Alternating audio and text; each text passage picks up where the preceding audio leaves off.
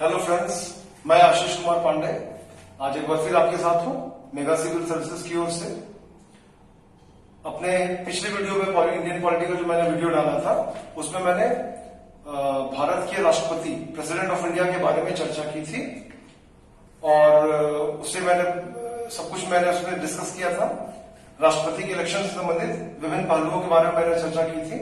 तो आज आगे बढ़ने से पहले मैं सबसे पहले कुछ क्वेश्चंस जो इलेक्शन ऑफ प्रेसिडेंट से संबंधित है उस क्वेश्चन को मैं देता हूं उस टेस्ट के रूप में, वो भी डिस्प्ले किया जाएगा। आप उसको सॉल्व करेंगे और उसके आंसर को मैं इस वीडियो के लास्ट में आपको बताऊंगा। क्वेश्चन मैं डिस्प्ले करवा रहा हूं। तो दोस्तों, जैसा कि आप देख रहे होंगे अभी एक एक करके क्वेश्चन डिस्प्ले होगा और आप इसको सॉल्व करें और इन सभी क्वेश्चंस के आंसर मैं वीडियो के लास्ट में बतलाऊंगा।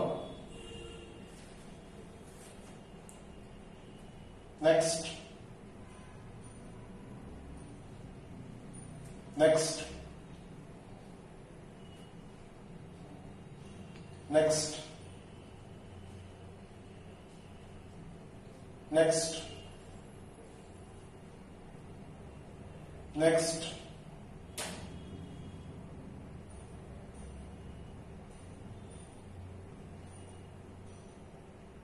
Next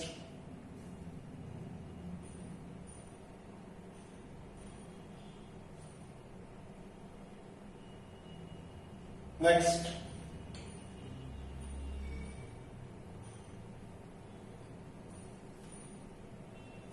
next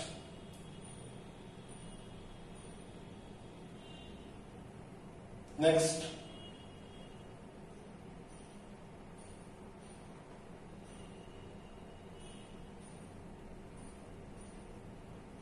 next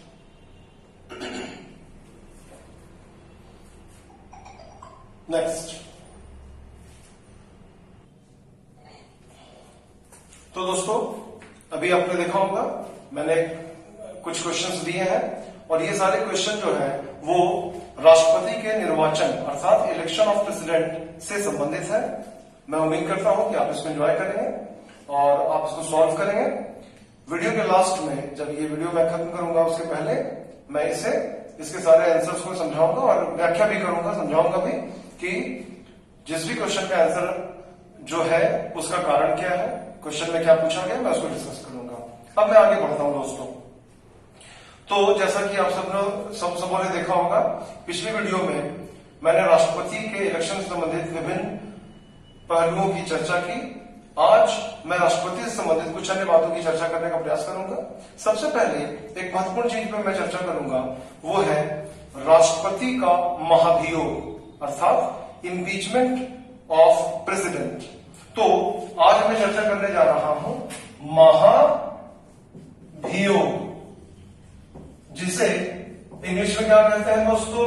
it is called impeachment of president. तो सबसे इसमें दो तीन चीजों को समझना है।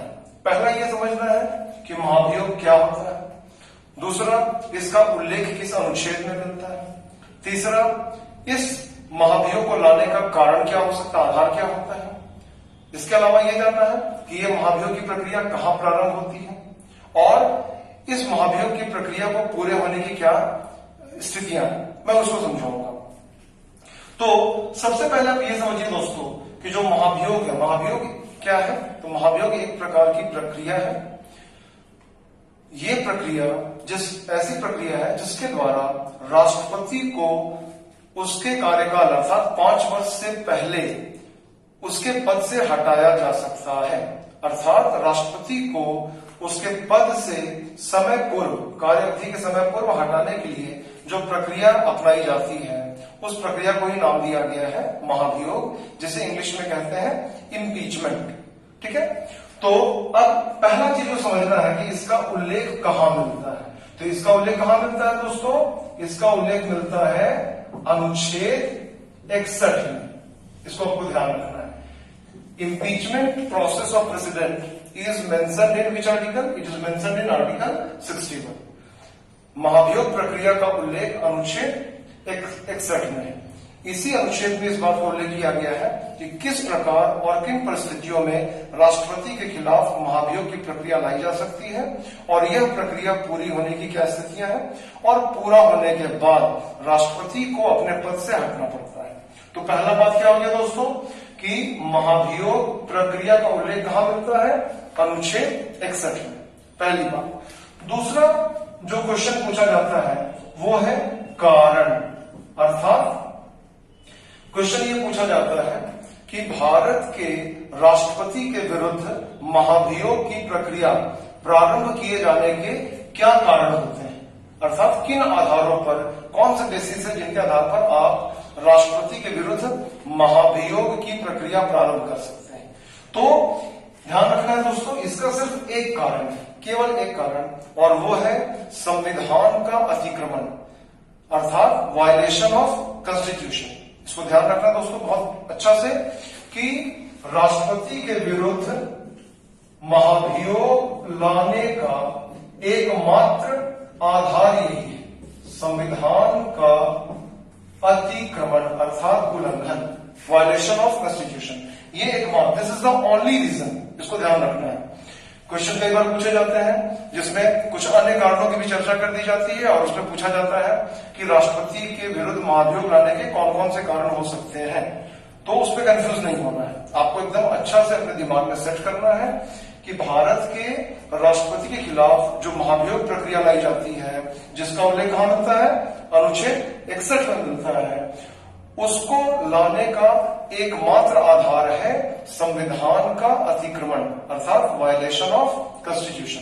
अर्थात यदि यह प्रतीत हो, यह लगे कि भारत के राष्ट्रपति संविधान के अनुसार काम नहीं कर रहे हैं तो उनके विरुद्ध महाभियोग की प्रक्रिया लाई जा सकती है। तो आप इन दो चीजों को समझ गए होंगे। पहला, महाभियोग का उल्लेख कहां है? अनुच्छेद 61 में। दूसरा, महाभियोग लाने का कारण क्या है? संविधान का अतिक्रमण। अब मैं तीसरी बात को समझाता हूं दोस्तों। तीसरी बात यह है कि यह प्रक्रिया कहां लाई जाती है, कहां लाई जाती है, वेयर, अर्थात महाभियोग की जो प्रक्रिया राष्ट्रपति के विरुद्ध वो कहां पर प्रारंभ की जा सकती है। तो हमारे संविधान में यह बोला गया है कि राष्ट्रपति के विरुद्ध महाभियोग की प्रक्रिया संसद के किसी भी सदन में प्रारंभ की जा सकती है। तो संसद के किसी भी सदन अर्थात राज्यसभा में या लोकसभा में। यह ध्यान देने वाली बात है दोस्तों कि राष्ट्रपति के विरुद्ध जो महाभियोग की प्रक्रिया है उसे संसद के किसी भी सदन, है ना, एनी ऑफ द हाउस, है ना, कोई भी जो सदन हाउस है या लोकसभा, इधर इट इज लोकसभा और राज्यसभा, लोकसभा या राज्यसभा, कहीं पर भी महाभियोग की इस प्रक्रिया को प्रारंभ किया जा सकता है। अर्थात कहां लाया जाएगा इसको? राज्यसभा में या और लोकसभा में, कहीं पर भी, या राज्यसभा में या लोकसभा में इसे लाया जा सकता है। लेकिन इसमें शर्त लगा दिया गया है। शर्त क्या है कि अगर आप राष्ट्रपति के विरुद्ध महाभियोग की प्रक्रिया लाना चाहते हैं तो जिस भी सदन में आप इसको ला रहे हैं, लोकसभा में या राज्यसभा में, तो उस सदन के कम से कम 1/4 अर्थात 1/4 सदस्यों का लिखित मतलब रिटन, लिखित अर्थात रिटन समर्थन होना चाहिए। इसका मतलब क्या हो गया दोस्तों कि अगर लोकसभा या राज्यसभा में राष्ट्रपति के विरुद्ध महाभियोग की प्रक्रिया लाई जानी है तो उस सदन के कम से कम 1/4 सदस्यों का लिखित समर्थन होना, लिखित, मौखिक नहीं, इसको ध्यान देना है, लिखित सदस्यों का समर्थन होना आवश्यक है। अगर 1/4 सदस्यों का समर्थन लिखित रूप से नहीं होगा तो आप इस महाभियोग की प्रक्रिया को प्रारंभ नहीं कर सकते हैं। यह पहली शर्त है। और दूसरा शर्त यह है कि जब आप इस महाभियोग की प्रक्रिया को लाना चाहते हैं तो आपको 14 दिन की पूर्व नोटिस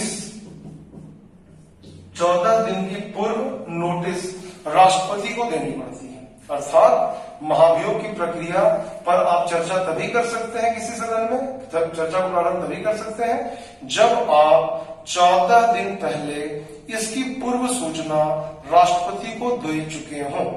तो अब आप समझ सकते हैं कि महाभियोग की प्रक्रिया कहां लाई जाएगी, लोकसभा या राज्यसभा, कहीं पर भी लाई जा सकती है। लाने के लिए क्या आवश्यक है कि जिस भी सदन में लाया जाएगा उस सदन के कम से कम 1/4 सदस्यों का लिखित समर्थन आवश्यक है और यह प्रक्रिया प्रारंभ करने के लिए राष्ट्रपति को 14 दिन की पूर्व नोटिस देना आवश्यक है। तो आप इस बात को समझ चुके होंगे। अब मैं आगे समझाता हूं कि जब ये मान लीजिए ये सारी चीजें पूरी हो गई कि इसे किसी सदन में ले आया गया, अब क्या होगा, जब ये सदन में आ जाएगा तब अब उस पर चर्चा होगी और जब चर्चा होगी, चर्चा के बाद उस पर बहस होगा, बहस में सभी लोग भाग लेंगे और उसके बाद जब उस सदन के कुल, ध्यान देना है, उस सदन के कुल सदस्य के 2/3 अर्थात 2/3 सदस्य इस प्रस्ताव को पारित कर देंगे, तब ये प्रक्रिया उस सदन में पूरी हो जाएगी। अर्थात लोकसभा या राज्यसभा जहां भी इस प्रस्ताव को लाया गया वहां पर इसकी चर्चा होगी। चर्चा के बाद उस सदन के कुल, इसको ध्यान देना है, कुल सदस्य के 2/3 सदस्य इसको जब पारित कर देंगे तब ये पारित मान लिया जाएगा उस सदन से और तब ये दूसरे सदन में जाएगा। यहां ध्यान देने वाली बात क्या है, कुल। जब कुल बोलते हैं इसका मतलब क्या हो गया, टोटल। और टोटल बोलने का मतलब हो गया कि वे सदस्य जो निर्वाचित है उस सदन के और वे सदस्य जो मनोनीत है। अर्थात राष्ट्रपति के महाभियोग की प्रक्रिया में केवल निर्वाचित सदस्य भाग नहीं लेते हैं बल्कि मनोनीत सदस्य भी भाग लेते हैं, क्योंकि यहां पे कुल शब्द का उपयोग किया गया। इसका ये दिस इज मीनिंगफुल, अर्थपूर्ण है ये। कुल का मतलब ये हो गया कि निर्वाचित के साथ साथ मनोनीत सदस्य भी इस प्रक्रिया में भाग लेते हैं। अगर आपने मेरे पिछले वीडियो को देखा होगा उसमें मैंने समझाया था कि राष्ट्रपति के इलेक्शन में कौन भाग लेता है, संसद के दोनों सदनों के केवल निर्वाचित सदस्य। वहां पे मैंने बोला था ओनली इलेक्टेड मेंबर्स, लेकिन यहां पे क्या बोला जा रहा है, ऑल मेंबर्स। तो ऑल जैसे ही मैं बोल रहा हूं इसका मतलब क्या हो गया, ऑल मेंबर्स। इसका मतलब क्या हो गया, इलेक्टेड भी और साथ में नॉमिनेटेड भी। जब इलेक्शन में क्या था, इलेक्शन में ओनली इलेक्टेड मेंबर्स पार्टिसिपेट, और यहां पर इम्पीचमेंट में क्या है, इलेक्टेड के साथ साथ जो नॉमिनेटेड मेंबर्स हैं वो भी इस महाभियोग की प्रक्रिया में भाग लेते हैं और राष्ट्रपति को हटाने में अपनी भूमिका का निर्वहन करते हैं। क्लियर। तो अब इस सदन से ये निकल गया, क्यों निकल गया, क्योंकि उस सदन के कुल सदस्यों के 2/3 सदस्य इसे पारित कर दिए। अब ये कहां चला जाएगा दोस्तों, अब ये चला जाएगा दूसरे सदन में। दूसरा सदन अर्थात अगर ये राज्यसभा में लाया गया था तो लोकसभा में चला जाएगा, अगर ये लोकसभा में लाया गया था तो राज्यसभा में चला जाएगा। अब जब ये दूसरे सदन में जाएगा तब वहां पर प्रक्रिया क्या होती है, वहां पर इस मामले की पहले जांच की जाती है। अर्थात पहले सदन के द्वारा राष्ट्रपति के ऊपर जो भी आरोप लगाए गए हैं कि राष्ट्रपति महोदय संविधान का उल्लंघन कर रहे हैं इसलिए महाभियोग की प्रक्रिया लाई गई थी, तो उन आरोपों की जांच की जाती है। जब दूसरा सदन इस मामले का अन्वेषण करता है, इन्वेस्टिगेशन करता है, उस समय के लिए यह प्रक्रिया तय की गई है कि राष्ट्रपति स्वयं अथवा अपने किसी प्रतिनिधि के माध्यम से अपना पक्ष वहां रख सकता है। अर्थात राष्ट्रपति अपने स्टैंड को, अपनी बातों को क्लियर कर सकता है कि मेरे ऊपर जो आरोप लगाए गए हैं पहले सदन के द्वारा वो उचित है अथवा अनुचित। अगर दूसरा सदन इस मामले की जांच करता है और जांच करने के बाद ये पाता है कि पहले सदन के द्वारा जो राष्ट्रपति के ऊपर आरोप लगाए गए हैं और जो प्रस्ताव पारित किया गया है वो उचित है, सही है, तब वहां पर भी मत विभाजन किया जाता है। और अगर दूसरा सदन भी अपने कुल सदस्यों के 2/3 बहुमत से इस प्रस्ताव को पारित कर देता है तो महाभियोग की प्रक्रिया पूरी हो जाएगी और तब राष्ट्रपति को उस तारीख से, जिस तारीख को ये प्रक्रिया पूरी हो गई, अपने पद से हटना होगा। तो ये दोस्तों महाभियोग की प्रक्रिया होती है, जिसको मैं एक बार फिर से रिवाइज कर देता हूं ताकि आपको समझने में सहूलियत हो। पहला बात कि महाभियोग प्रक्रिया क्या है, ये एक ऐसी प्रक्रिया है जिसके द्वारा आप समय पूर्व राष्ट्रपति को उसके पद से हटा सकते हैं। दूसरी बात, इस प्रक्रिया का उल्लेख कहां मिलता है, अनुच्छेद 61 में। तीसरी बात, ये प्रक्रिया कहां लाई जाती है, तो यह प्रक्रिया कहां लाई जाती है, संसद के किसी भी सदन में, अर्थात लोकसभा में या राज्यसभा में। चौथी बात, इस प्रस्ताव को लाने का कारण या आधार क्या है, तो इसका एकमात्र कारण क्या है दोस्तों, जो मैंने बताया था, संविधान का अतिक्रमण अर्थात वायलेशन ऑफ कॉन्स्टिट्यूशन। और इस प्रस्ताव को किसी भी सदन में लाने के लिए उस सदन के कम से कम 1/4 सदस्यों का लिखित समर्थन आवश्यक है और इसके लिए 14 दिन की पूर्व नोटिस राष्ट्रपति को देनी होती है। इस प्रस्ताव को कैसे पारित किया जाता है, सदन के कुल सदस्यों के 2/3 बहुमत से पारित किया जाता है। जब कुल सदस्यों के 2/3 बहुमत से ये प्रस्ताव पारित हो जाता है, तब इसको दूसरे सदन में भेजा जाता है। जब ये दूसरा सदन में जाता है तो दूसरा सदन पहले सदन द्वारा राष्ट्रपति के ऊपर जो आरोप लगाए गए हैं उसकी वो जांच करती है। उस जांच प्रक्रिया के दौरान राष्ट्रपति स्वयं अथवा अपने किसी प्रतिनिधि के माध्यम से अपने पक्ष को रख सकते हैं। अगर दूसरे सदन को यह लगता है कि पहले सदन के द्वारा लगाए गए आरोप बिल्कुल सही है, तो वहां पर भी मत विभाजन किया जाता है। और अगर दूसरा सदन भी अपने कुल सदस्यों के 2/3 बहुमत से इस प्रस्ताव को पारित कर देते हैं, तो ये प्रक्रिया पूरी हो जाती है और तब राष्ट्रपति को उस तारीख से अपने पद से हटना पड़ता है। तो ये हो गया महाभियोग की प्रक्रिया, जिससे कई प्रश्न पूछे जाते हैं और मैंने इसको एक एक करके समझाने का प्रयास किया। तो मैं उम्मीद करता हूं कि आपने मेरी बातों को समझा होगा। अब इसमें कुछ महत्वपूर्ण चीजों को समझना है जिससे क्वेश्चन पूछता है। देखिए ध्यान दीजिए, अब आपको कंपैरिजन करना है। मैं बोर्ड पे लिख रहा हूं, राष्ट्रपति का इलेक्शन और राष्ट्रपति का इम्पीचमेंट, अर्थात राष्ट्रपति का निर्वाचन और राष्ट्रपति का महाभियोग। अब क्वेश्चन कई बार ये पूछता है, कंपैरेटिव क्वेश्चन ये पूछता है कि ऐसे कौन से लोग हैं जो इलेक्शन में भाग लेते हैं लेकिन इम्पीचमेंट प्रोसेस में भाग नहीं लेते हैं।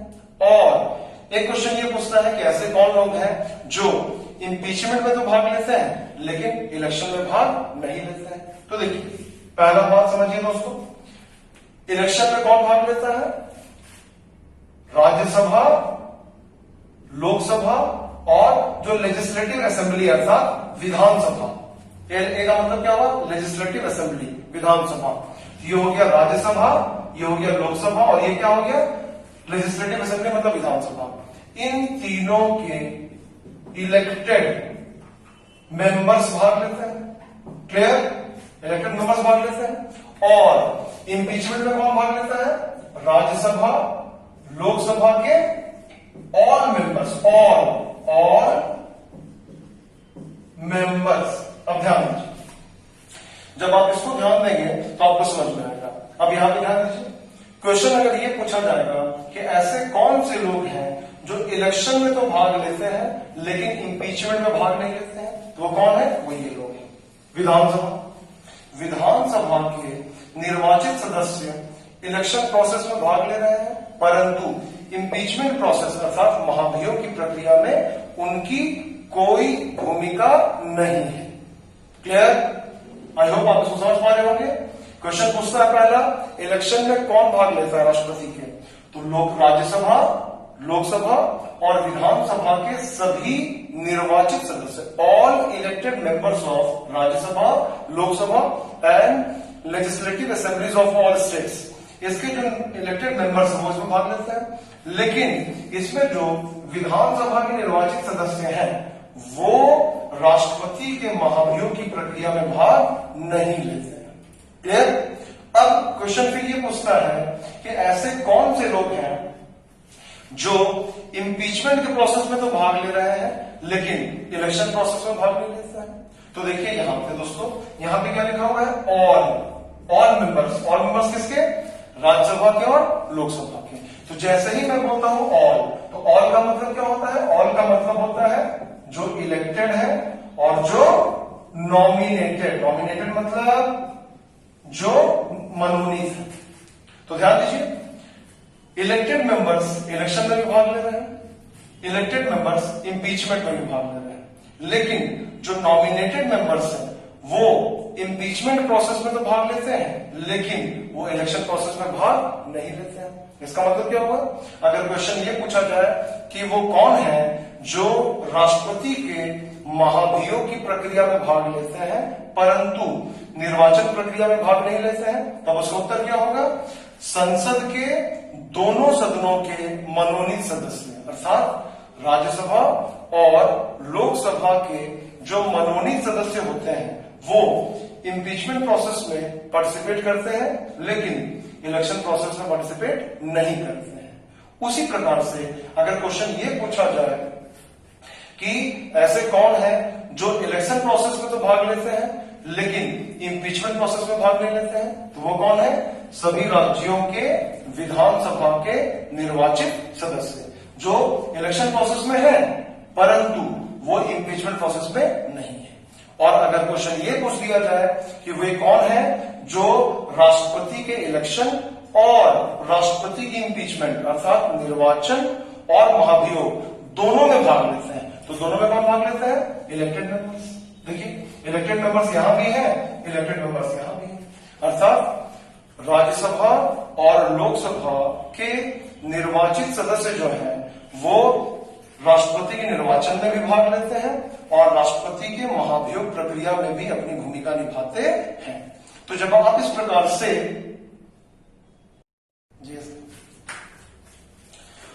से दोस्तों जब आप कंपैरेटिव पढ़ेंगे आपको ध्यान देना है, जो मैंने अपने सबसे पहले वीडियो में इंडियन पॉलिटी में समझाया था कि किस प्रकार से पढ़ना चाहिए। तो अब आप इसको देखेंगे कि मैंने अपने पिछले वीडियो में इलेक्शन ऑफ प्रेसिडेंट को समझाया, आज मैंने समझाया इंपीचमेंट ऑफ प्रेसिडेंट, लेकिन साथ में मैंने कंपैरिजन कर दिया। कंपैरेटिव मैंने कहा कि वो कौन है जो इलेक्शन में भाग ले रहे हैं लेकिन इंपीचमेंट में नहीं, वो कौन है जो इंपीचमेंट में भाग लेते हैं लेकिन इलेक्शन में भाग नहीं लेते हैं, वो कौन है जो दोनों जगहों में भाग लेते हैं। तो जब आप इंडियन पॉलिटी को कंपैरेटिव तरीके से अलग अलग चीजों को पढ़ेंगे तो आपको पढ़ना आसान होगा और आप क्वेश्चंस को सॉल्व करने की स्थिति में होंगे। तो मैं उम्मीद करता हूं कि अभी मैंने जो राष्ट्रपति के इंपीचमेंट प्रोसेस से संबंधित बातों को समझाया है आप उसको समझे होंगे और इससे आपका कॉन्सेप्ट भी क्लियर होगा और आप इलेक्शन और इंपीचमेंट ये दोनों चीजों को मैंने क्लियर किया है। अगले वीडियो में मैं राष्ट्रपति से संबंधित कुछ अन्य बातों को जिसमें मुख्य रूप से मैं समझाने का प्रयास करूंगा कि राष्ट्रपति की संवैधानिक और वास्तविक स्थिति क्या है और उस परिप्रेक्ष्य में राष्ट्रपति के क्या अधिकार और क्या कार्य है और वो किस प्रकार से अपनी भूमिका का निर्वहन करते हैं, मैं इस पर भी थोड़ा चर्चा करूंगा। अपने इस वीडियो को आज खत्म करने से पहले मैंने शुरुआत में जो क्वेश्चन दिया था मैं उस पर चर्चा कर लेता हूं, है ना, कि उसके आंसर्स क्या होंगे, उससे आपका कॉन्सेप्ट और क्लियर होगा। तो मैं भी डिस्प्ले करने जा रहा हूं क्वेश्चंस को, आप इसको ध्यान देंगे, मैं वन बाय वन उसको एक्सप्लेन करूंगा। तो दोस्तों जैसा कि अभी मैंने बोला था, अब ये आप ध्यान दीजिए, ये क्वेश्चन से डिस्प्ले हो रहे जो मैंने सबसे पहले किया था, मैं इसको एक एक करके डिस्कस करते रहा हूं। देखिए पहला क्वेश्चन क्या है कि निम्न राष्ट्रपति के निर्वाचन से संबंधित है, अर्थात राष्ट्रपति के इलेक्शन से कौन कौन संबंधित है। देखिए पहला ऑप्शन क्या है दोस्तों, पहला ऑप्शन है विधानसभा के सभी सदस्य। तो क्या ये होगा, तो देखिए ध्यान दीजिए यहां पर कौन सा वर्ड यूज किया गया है, सभी। सभी का मतलब क्या हो गया, ऑल। और जब ऑल बोलते हैं तो ऑल का मतलब क्या हो गया, इसमें निर्वाचित भी है लेकिन साथ में मनोनीत भी है, तो इसीलिए यह नहीं होगा। यहां पर क्या होना चाहिए था, विधानसभा के सभी निर्वाचित सदस्य, लेकिन यहां पे क्या लिखा है, सभी, इसका मतलब ये ऑप्शन नहीं होगा। और दूसरा क्या है, विधान परिषद के सभी सदस्य। तो मैंने आपको समझाया था कि राष्ट्रपति के इलेक्शन में विधान परिषद के सदस्यों की कोई भूमिका नहीं है, अर्थात यहां पर ऑप्शन ए भी गलत है और ऑप्शन बी भी गलत है।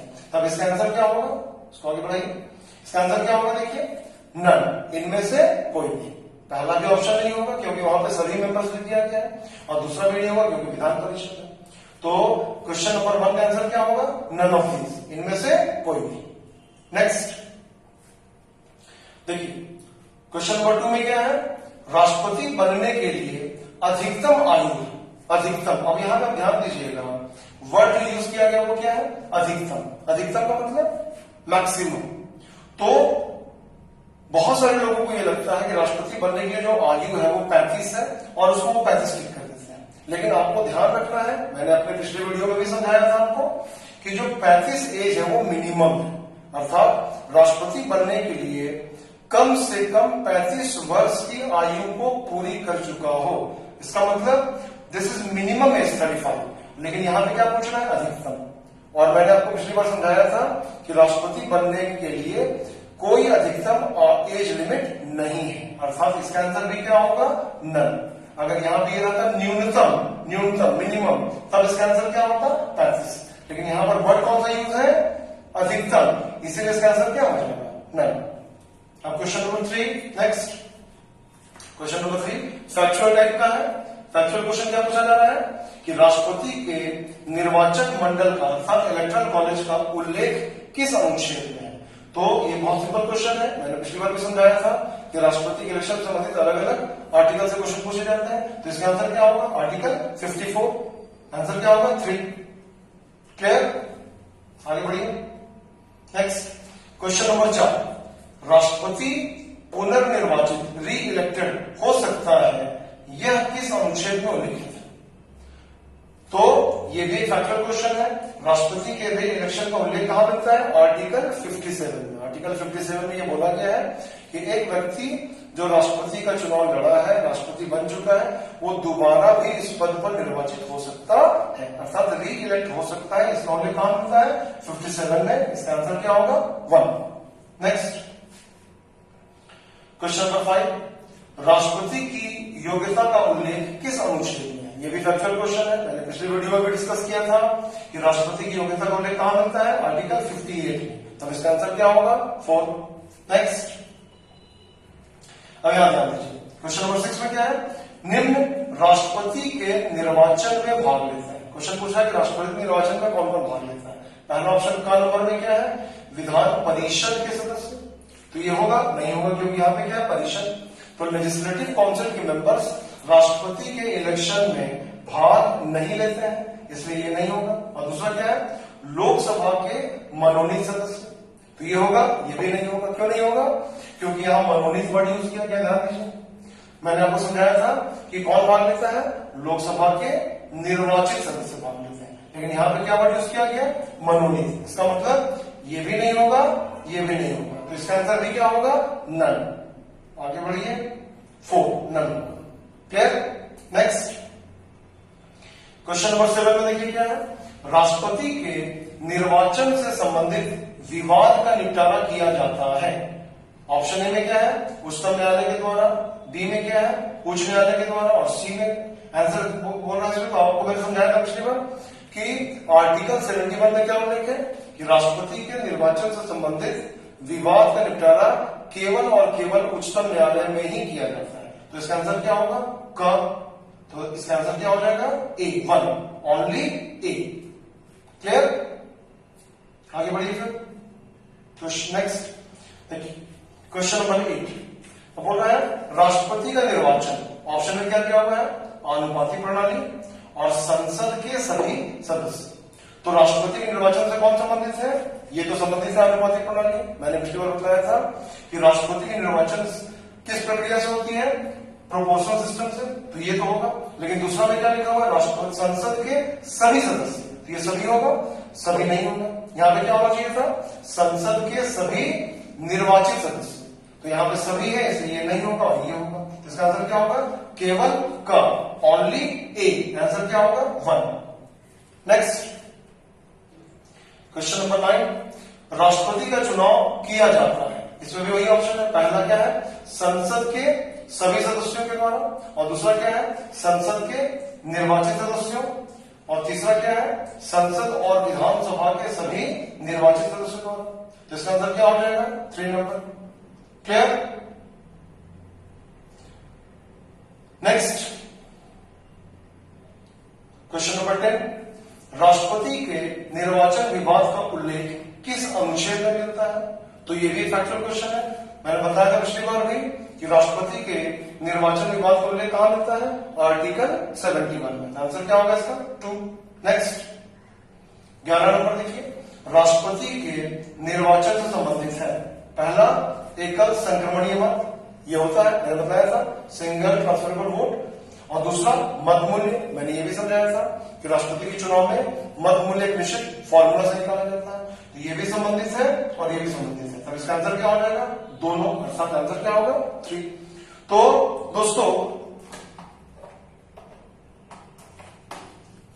दोस्तों इस प्रकार अभी मैंने राष्ट्रपति के इलेक्शन से संबंधित अलग अलग क्वेश्चंस दिए थे वीडियो के प्रारंभ में, और मैंने अभी उसको डिस्कस भी किया 1 बाय 1। मैंने समझाने का प्रयास किया कि किस क्वेश्चन में किस शब्द के कारण किस आंसर में ए होगा या बी होगा या सी होगा या डी होगा। इसमें कुछ बातों में मैं फिर से डिस्कस कर रहा हूं कि कुछ क्वेश्चन में बोला गया सभी सदस्य, तो सभी बोलने का मतलब क्या होता है? निर्वाचित भी और मनोनीत भी, उसके चलते आंसर चेंज हो जाता है। कहीं पर राष्ट्रपति का एज से संबंधित जो क्वेश्चन पूछा गया था उसमें न्यूनतम के बजाय मैंने क्या लिखवाया था? अधिकतम। राष्ट्रपति का चुनाव लड़ने के लिए अधिकतम आयु कितनी होती है, तो अधिकतम के कारण उसका आंसर नन हो जा रहा है, क्योंकि अधिकतम कोई सीमा नहीं है, आप कितने भी एज में राष्ट्रपति का चुनाव लड़ सकते हैं। तो इस प्रकार से जब आप इंडियन पॉलिटी के किसी भी टॉपिक से संबंधित प्रश्नों को सॉल्व करते हैं तो सॉल्व करते समय आपको शब्दों पर ध्यान देना पड़ता है। यहाँ पर शब्द से आंसर बदल जाते हैं, आपको ध्यान देना पड़ेगा कि वहां पर जो शब्द उपयोग किया गया है वो सभी सदस्य हैं या निर्वाचित सदस्य हैं या मनोनीत सदस्य हैं, और बोला गया है या अथवा बोला गया है। इन सभी शब्दों से आपके आंसर प्रभावित होते हैं। न्यूनतम बोला गया है या अधिकतम बोला गया है, जो वर्ड्स होते हैं, किस शब्दों का उपयोग किया गया है क्वेश्चन में, उस पर ध्यान देंगे, उसके हिसाब से आपके आंसर चेंज होते हैं। तो मैं उम्मीद करता हूं दोस्तों कि पिछले वीडियो की तरह आप इस वीडियो को भी पसंद करेंगे। पिछले वीडियो का ही एक प्रकार से विस्तार है। पिछले वीडियो में मैंने आपको राष्ट्रपति के इलेक्शन को कंप्लीट किया था। आज की वीडियो में मैंने राष्ट्रपति के इलेक्शन से संबंधित कुछ क्वेश्चंस को एक मॉडल के रूप में देने का प्रयास किया। आप इससे संबंधित और प्रश्नों को सॉल्व करेंगे तो आपका कॉन्सेप्ट और क्लियर हो जाएगा। और साथ में आज मैंने राष्ट्रपति के महाभियोग की प्रक्रिया को भी समझाया और तुलनात्मक रूप से यह समझाने का प्रयास किया कि इलेक्शन और महाभियोग में कौन भाग लेते हैं और कौन भाग नहीं लेते हैं और वो प्रक्रियाएं क्या है, इसको मैंने समझाने का प्रयास किया। मैं उम्मीद करता हूं कि आप इसको पसंद किए होंगे और इसके बाद अगले वीडियो में मैं राष्ट्रपति से संबंधित कुछ अन्य बातों की भी चर्चा करूंगा। मैं उम्मीद करता हूं कि आप मेरे वीडियो को पसंद करते रहेंगे और देखते रहेंगे। Thank you.